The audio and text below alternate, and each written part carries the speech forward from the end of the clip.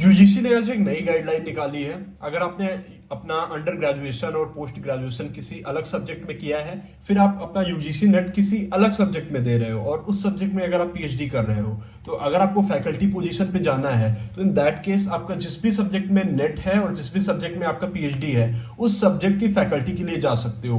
India में ऐसा नियम पहले नहीं था, जिसके चलते इंटरडिसिप्लिनरी स्टूडेंट्स को बड़ी प्रॉब्लम आती थी, बट ये चीज यूजीसी ने सॉर्ट आउट कर दी है।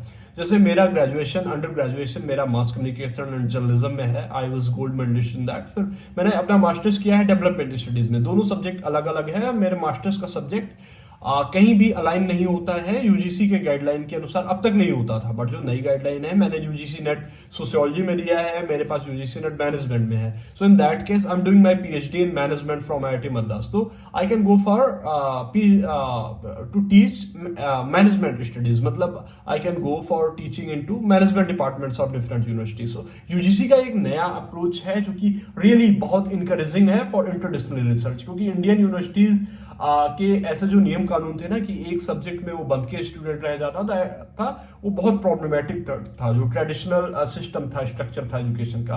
बट अगर गवर्नमेंट इसको चेंज करने के चक्कर में है, तो it will not only be beneficial for student, but indirectly it will really encourage Indian university to perform better in terms of research internationally. So इससे मदद मिलेगी, क्योंकि सिंगल सब्जेक्ट जो है इंसान को लिमिटेड कर देता है। एकेडमिया के जो भी एकेडमिशियन है, स्कॉलर्स, उनको लिमिटेड कर देता था एक ही सब्जेक्ट तक बच के रिसर्च करने के लिए, but this will encourage student to go beyond their limit. तो ये बहुत अच्छा डिसीजन है। And for such more updates stay tuned the university connection. Thank you, नमस्कार।